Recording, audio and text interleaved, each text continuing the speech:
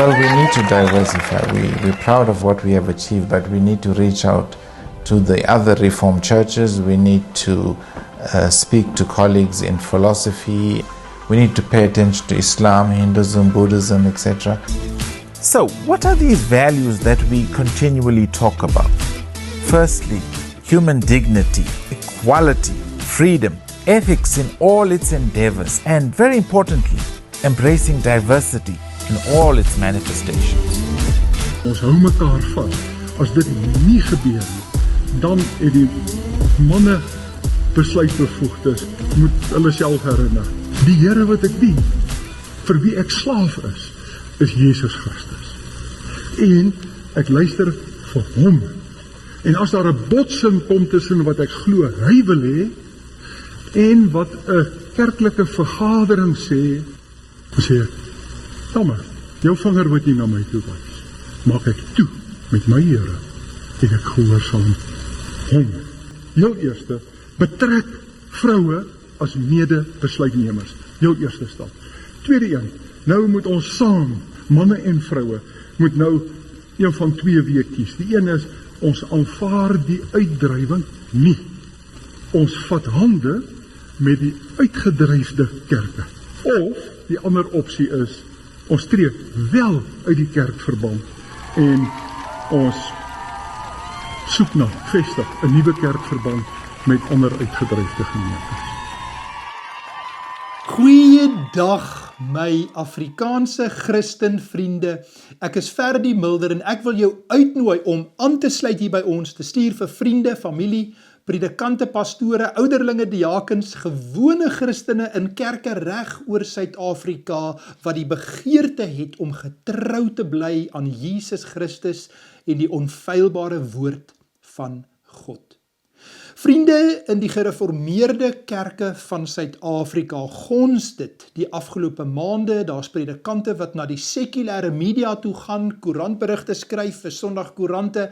En nou onlangs was daar weer 'n video wat uitgestuur is van 'n gereformeerde gemeente in Potchefstroom, waar daar 'n protesbeweging is, waar daar gepraat word van ons is gehoorsaam aan Christus en per implikasie die ander is ongehoorsaam aan Christus. Hulle praat van kerkskering selfs en 'n mobilisering van gemeentes wat nie wil bekeer nie, wat nie wil agslaan op jare se broederlike gesprekke by synodes in die gereformeerde kerke nie, wat daarop aandring dat vroue, leraars en ouderlinge in gemeentes moet word. Vriende, dis die groot saak wat ons vandag bietjie gaan bespreek en ons gaan fokus op professor Fika van Rensburg. Hy's 'n bekende, 'n nasionale professor van Potchefstroom. Hy was vir jare ook die teologiese dekaan daarso, toe die Potchefstroomse fakulteit nog gereformeerde predikante opgeleid voor die kontrakbreuk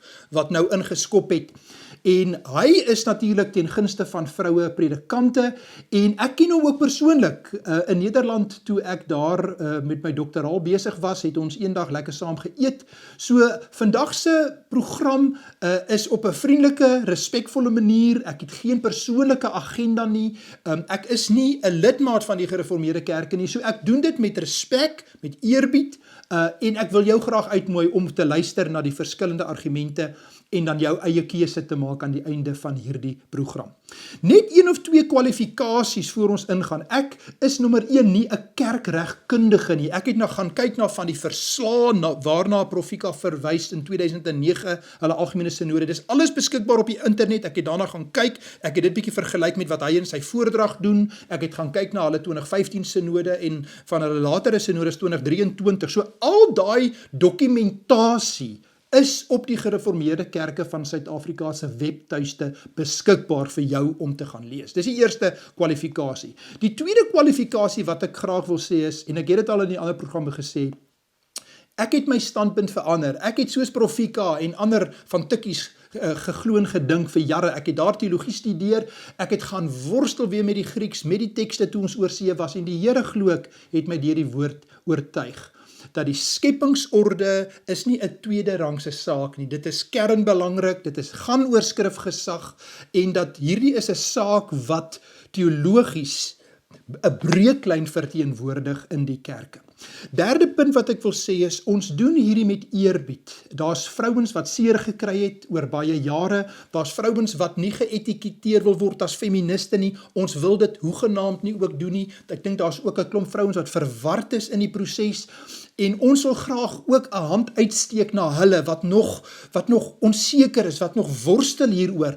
Miskien is daar van julle wat ook na vandag se program helderheid kan kry oor waar jy jouself wil posisioneer in hierdie hele saak. Nou goed, ek gaan so 'n paar segmente met julle deel en probeer om vir julle 'n prentjie te gee van die hele gesprek wat Profika gehad het. Die eerste stukkie wat ek met jou wil deel is waar hy praat oor die pad wat hulle geloop het. Hy was vroeër jare was hy lidmaat by Potchefstroom gemeente, daar's 'n dominee Venter wat nou predikant daar is, en Dr. Wim Vergeer wat by Krugersdorp is, ook vir vroue predikante, hy was vroeër jare in die gemeente ook gewees.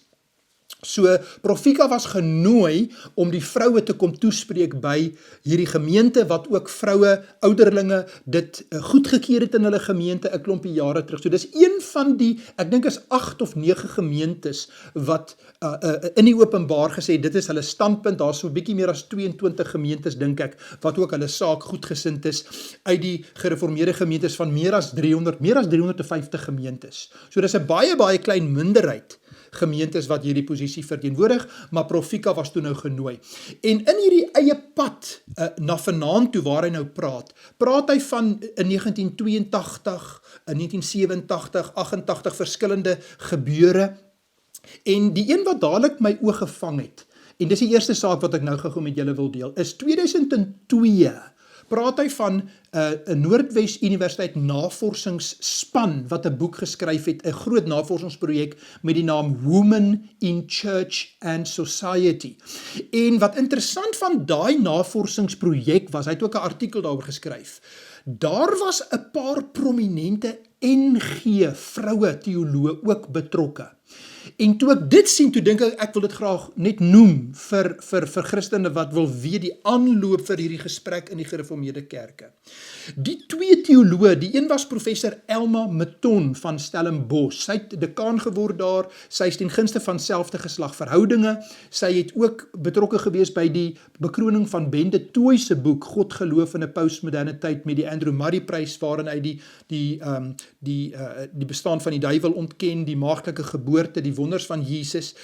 Sy het dekaan geword en het ook betrokke gewees by van die eerste homoseksuele predikante wat georden is. Sy is betrokke daarby. So sy was deel van hierdie navorsingsprojek by Potchefstroom saam met 'n klompie gereformeerde professore en teoloë in die proses. Die ander persoon wat ook betrokke was hierby is Dr. Elsje Buchner. En sy het by Tikkies haar doktersgraad ook gedoen oor vroue in die kerk. En sy het baie spesifiek gewerk met 'n postmoderne metode, waar jy skep jou waarheid. Sy was ook betrokke by hierdie navorsingsprojek. Nou goed, laat ek dadelik kwalifiseer. Ons sê nie daarmee dat hier was nou 'n eksplisiete feministiese agenda nou en die hele ding moet ons nou van die tafel afgee nie. Hoegenaamd nie. Die punt wat ek wil maak is, hier was 'n hermeneutiese navorsingsprojek waar daar NG teoloë betrokke was by Potchefstroom, wat intussen in die feminisme verder gegaan het in 'n kerkverband waar homoseksuele verhoudinge goedgekeur is op hierdie stadium. Dis die punt wat ek wou maak met daardie 2002 navorsingsprojek Women in Church and Society by Potchefstroom. Dan praat hy verder van 'n verdere groot projek waarop hulle gewerk het. Hy saam met 'n klompie professore van die fakulteit in 2008 'n boek met die naam Manlik en Vroulik in die Kerk. En dan praat hy van 2009 waar hy sê dat hy was die samesteller van hierdie rapport vir die synode wat in 2009 plaasgevind. Hy was die samesteller, so hy was in die gesagsposisie om die hele projek te stuur. Ek het daarna gaan kyk op die notiele van die 2009 synode, 'n omvangryke projek met twee verskillende standpunte. wat hy dan nou die persoon is wat dit alles gekoördineer het.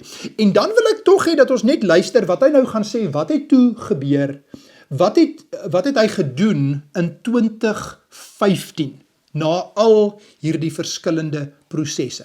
Kom ons luister wat sê hy. Toe in 2009 was ek die samesteller van die rapport vir die voortgesette synode, waartoe uiteindelik die finale besluit geneem is. Ek gaan inhoud daarvan deel. En in 2015 het ek handdoek ingegooi, nie defaitisties nie, maar uit die oortuiging, as jy alles gedoen het wat gedoen kan word en alles is gesê en al die studies is gedoen en dit blyk dat jy in die minderheid is, dan moet jy die eerbare ding doen en terugstaan. Nou goed, die tweede belangrike ding wat ek graag wil onderstreep in hierdie voordrag is waar Prof Fika praat oor die 2009 rapport. Hy was die samesteller van hierdie rapport en hy sê dat toe die synode moes besluit oor wat die skrif leer oor die ampte van diaken, ouderling en predikant. Toe die synode moet stem, toe stem hulle dat die besluit oor diakens is in lyn met die woord van God, maar toe dit kom by die ouderlinge, toe het hulle nie gesê op grond van die woord van God nie. So, hy sê dis baie belangrik. Kom ons luister wat hy daaroor sê, dan gaan ek gou daarop repliek lewer. Kom ons luister. Want daar was tevredenheid, dat hier word nou nie gesê, en dis die baie belangrike punt wat ons moet raak sien, oor die besluit, daai tweede been word nie gesê op grond van die skrif nie. Daar staan nie eers op grond van die rapporte nie, maar in die lig van die behandeling van die rapport. 2009, wat gebeur op pad na 2026 toe? Nou hoor ons, die een standpunt, hou in ongehoorsaamheid aan Christus. Nou goed, julle sien dis vir hom baie belangrik om te sê, dis nie op grond van die woord van die Here nie. Dis op grond van die rapport. So hy probeer 'n onderskeid maak en sê, die synode het gesê, die besluit oor diakens is Bybels, maar die een oor ouderlinge, dis nie Bybels nie, dis nie op grond van die woord van God nie. Nou ek het die notiele gaan trek van die synode, en toe hulle hierdie besluit geneem het oor ouderlinge, het die synode gestem en dit goedgekeur dat hulle 'n skrywe, 'n brief aan elke gemeente in Suid-Afrika moet stuur. 1 Julie 2009 aan alle gereformeerde kerke in Suid-Afrika, broers en susters. Die eerste stukkie oor die diakens kan julle lees. Ek wil vir jou die tweede deel lees oor die ouderlinge en ek wil hê jy moet mooi volg wat hier staan. Besluit in sake die diens van ouderling en predikant. Tydens die voortsetting van die synode is 'n diepgaande rapport hanteer oor die vraag of susters as ouderlinge en predikante kan dien. In hierdie rapport is aandag gegee aan onder andere besluite wat reeds tydens synode 2003 geneem is, tersaaklike kerkregtelike, historiese, skrifbeskoulike en hermeneutiese vertrekpunte. Uitgaande van hierdie vertrekpunte is verskillende relevante skrifgedeeltes hanteer. Nou, hoor nou, hierdie is nou baie belangrik om nou te luister teen die agtergrond van wat Prof Fika nou gesê het. Die synode het vir bykans 2 dae broederlik met mekaar gepraat en bidend geluister na die woord van die Here. Hulle het geluister na die woord van die Here. Daar het verskillende standpunte na vore gekom wat bidend oorweeg is. Uiteindelik is die volgende besluit geneem. Die synode het in die lig van die behandeling van die rapport tot die oortuiging gekom dat vroue nie in die besondere dienste van predikant en ouderling mag dien nie. So die belangrike ding is, die rapport is gebaseer op die biddende geluister na die woord van die Here. Nou goed, as ons na die volgende stukkie gaan, is dit baie belangrik om in gedagte te hou, die volgende punt is gebou op die vorige saak wat ons nou net hanteer het. Prof Fika het gepraat van hier's 2 metodes gewees, en albei was erken die gesag van die skrif, en dat hulle die woord van God aanvaar, maar dat daar 'n verskillende eksegese is, die een aanvaar vroue as ouderlinge en predikante, die ander een aanvaar dit nie. Hy het gepraat van twee verskillende standpunte, maniere van eksegese wat volgens hom albei aanvaarbaar was, maar hy het ook nou nie genoem dat die synode besluit het op grond van 'n biddende luister na die woord van die Here, dat hulle die een gekies het nie. So hy sit nou nog steeds na 2009 met hierdie twee eksegetiese metodes, en nou gaan hy sê in die volgende stuk, nou het daar iets gebeur. Nou is daar skielike radikale verandering in die kerk, en nou word die groep wat nie aanvaar was in 2009 nie, hulle eksegese word nou gesien as skrifkrities. Dis nou 'n ongereformeerde verstaan van die skrif, en nou sê hy dat hier iets nou gebeur. Nou sit 'n belydenis saak, en dit was nie vroeër nie, en hy is nou baie beswaard oor hierdie nuwe ontwikkeling wat plaasgevind het. Kom ons luister wat hy hieroor sê. Tot by 2009 het ons vir mekaar gesê, daai boonste blokkie, die definisie van skrifbeskouing en van erkenning van skrifgesag, is ons by mekaar.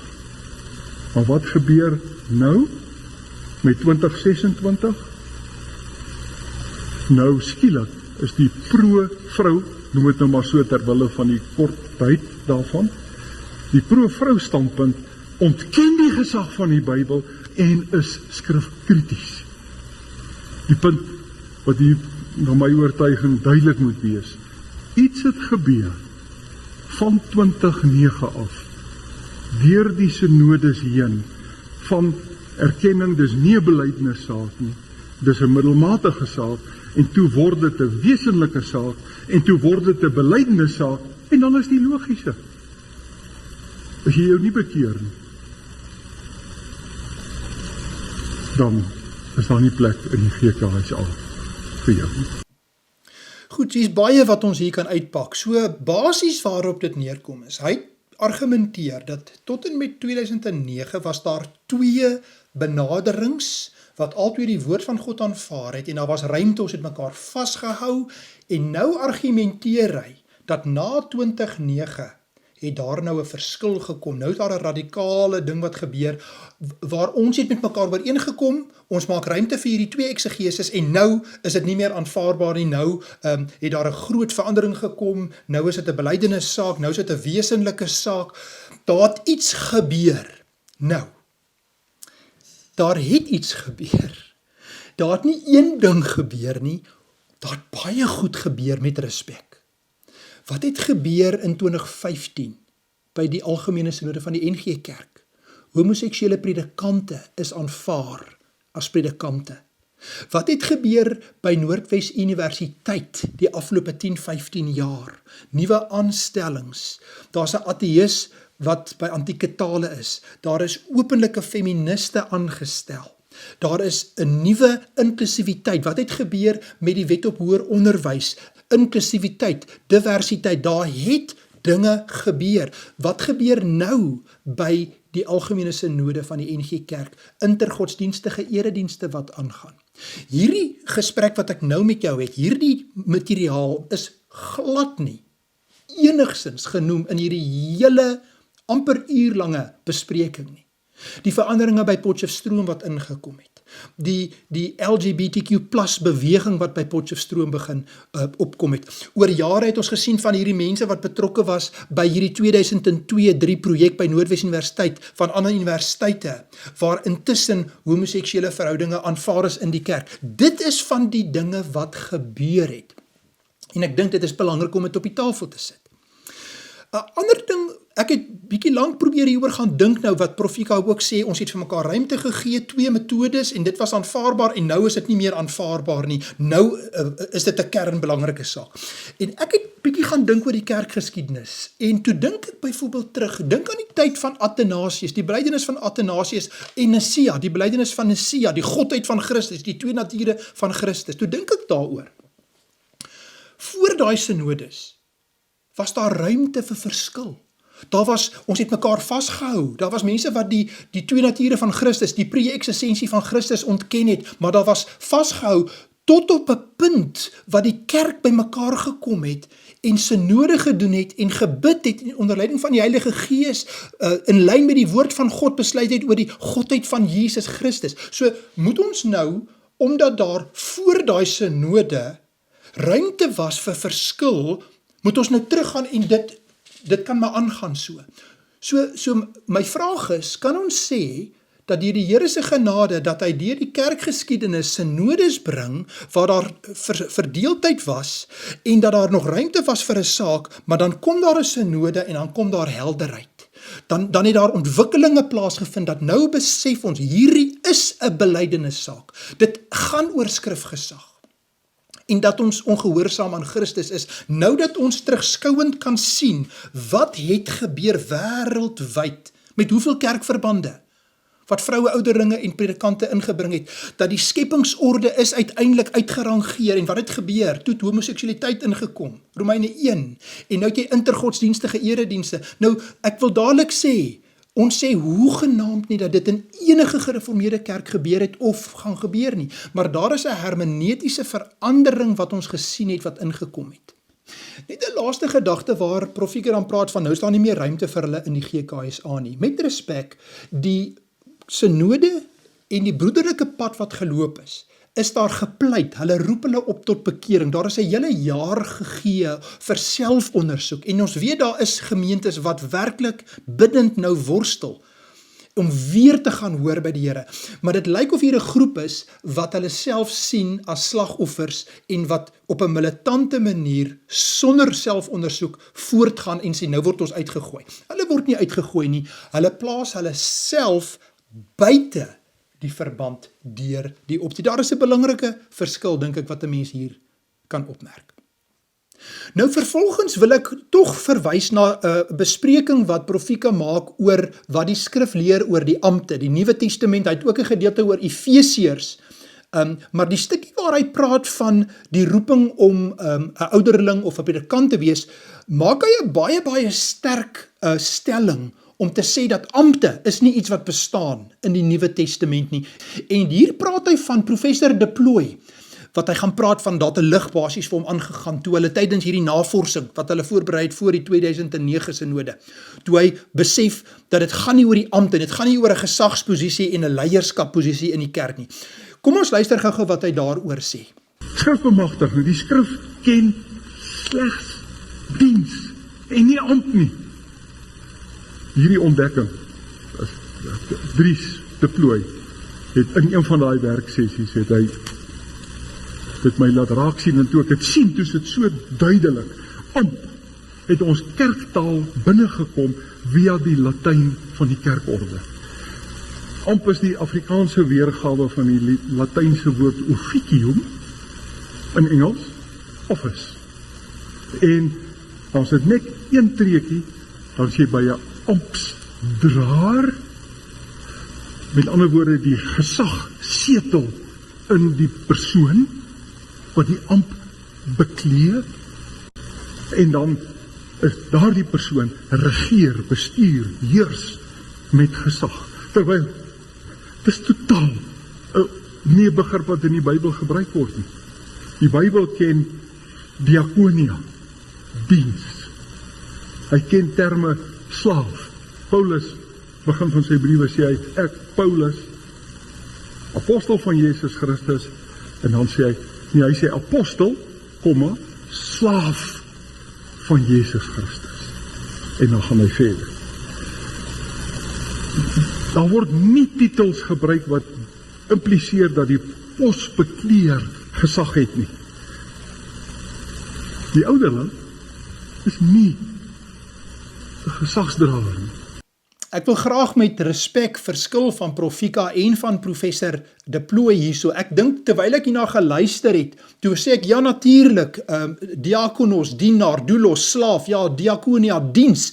Maar wat van episkopos? Wat van 1 Timoteus 3 waar die erediens se rolle vir ons gegee word? Daar word die woord episkopos gebruik en ook Soos laasweek se program, onthou julle, toe Judas dood is, toe moes hulle 'n nuwe apostel aanstel, en toe het hulle 'n nuwe episkopos kom aanstel, en onthou julle, daar was 2 manne op die lys, toe kies hulle een van die manne, nie 'n vrou gekies nie, en daardie Griekse woord, en ek lees dit vir jou sommer uit hierdie interlineêre Bybel, waarvan professor Wim Vergeer, wat in die gemeente is waar Profika nou gepraat het, hy was vroeër jare in die gemeente, hy was deel van hierdie vertaalkommissie.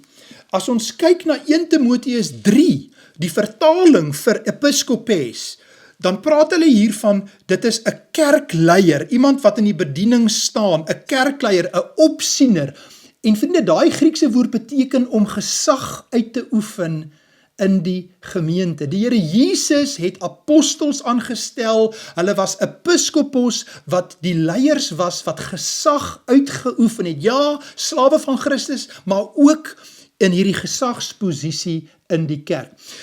Vriende, 'n laaste stukkie wat ek met jou wil deel is waar Profika dan praat oor veroordeling. En hierdie is seker die sterkste gedeelte van hierdie hele gesprek, waar hy basies vir hierdie gemeentes wat vroue ouderlinge wil in die kerk toelaat, waar hulle vir hulle wil probeer mobiliseer, hulle moet nou opstaan, en hy wil saam met hulle opstaan, en as dit nie gaan werk nie, dan praat hulle van moontlike nuwe kerkverband, en dan sê hy, ons gaan meer gehoorsaam wees aan Christus, as aan hierdie synode, en waar hy die vrouens basies wil mobiliseer, en sê, ons is getrou aan Christus. Sou dit gebeur, dat die veroordeling nie verander terug na 2009 toe, om ten minste te sê, ons aanvaar, dat jy nederig luister na die Here, en anders hoor as wat ons hoor, en ons hou mekaar vas. As dit nie gebeur nie, dan het die manne besluitbevoegdes, moet hulle self herinner. Die Here wat ek dien, vir wie ek slaaf is Jesus Christus. En ek luister vir hom.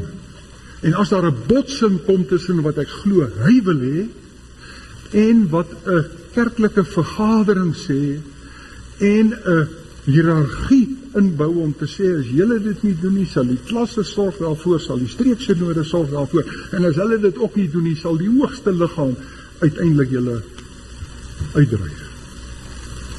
En sê ek, jammer, jou vinger wat jy na my toe wys, maak ek toe met my Here, en ek gehoorsaam hom. En dan koninklik, amp van profeet, priester en koning, koninklik. Op grond van dit wat duidelik is uit die skrif, moet ek dan heel eerste betrek vroue as mede besluitnemers. Heel eerste stap. Tweede een, nou moet ons saam, koninklik, die wat die gawes het in ons gemeente, manne en vroue, moet nou een van 2 weë kies. Die een is, ons aanvaar die uitdrywing nie. Ons is nie uitpas uit nie. Ons is inpas met die GKSA tradisie. En sê by, ons vat hande met die uitgedryfde kerke. Of, die ander opsie is, ons tree wel uit die kerkverband en ons soek na, vestig, 'n nuwe kerkverband met ander uitgedryfde gemeentes. Lyk vir my so eenvoudig soos dit.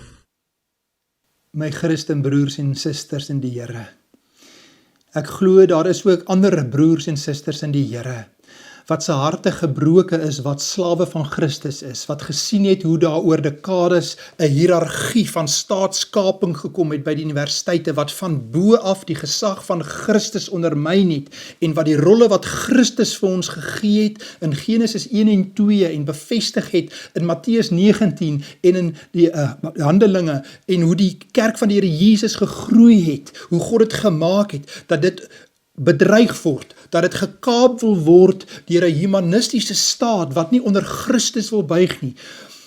Ek glo dat daar Christene is wat huil en ween ook oor wat gebeur het by ons staatsuniversiteite en dat ons wil terugkeer na Christus en sy woord en dat ons broers en susters wil oproep om terug te keer saam met ons en as hulle nie langer met ons wil hande vat nie, as hulle 'n nuwe verstaan wil in die kerk bring, dat hulle sal weet dat hulle buite Christus begin opereer het. Vriende, kom ons bid en ons smeek die Here om genade vir die gereformeerde kerke in Suid-Afrika. Ons bid vir versoening, ons bid vir bekering, ons bid vir 'n terugkeer na Christus en sy woord. Slawe van Christus, gebroke by die kruis van Golgotha, maar ons buig onder die gesag van die onfeilbare woord van God en ons berus by hoe Christus sy kerk bou en die poorte van die hel sal dit nie oorweldig nie. Vriende, ek wil afsluit met die woord van die Here. Paulus skrywe aan Timoteus, maar ook aan Titus, 2 jong predikante, oor wat dit vat om in die tyd wat moeilik is, getrou te bly aan die woord van die Here. Ek lees vir jou Titus 2, verse 1 tot 8 in die ou vertaling. Maar spreek jy wat by die gesonde leer pas. Die ou manne moet nugter wees, waardig, ingetoe, gesond in die geloof, in die liefde, in die lydsaamheid. Die ou vroue moet ook in hulle gedrag wees soos dit die heiliges betaam, geen kwaadsprekers of aan baie wyn verslaaf nie, maar leraresse van wat goed is, sodat hulle die jong vroue kan leer om versigtig te wees, hulle mans en kinders lief te hê, ingetoe te wees, kuis, huislik, goed, aan hul eie mans onderdanig, sodat die woord van God nie belaster word nie. Vermaan die jong manne net so om ingetoe te wees. Betoon jou in alles 'n voorbeeld van goeie werke, met onvervalsheid in die leer, waardigheid, opregtheid. Laat die woord gesond en onweerspreeklik wees, sodat die teenstanders beskaam kan word en niks slegs kan hê om van julle te sê nie.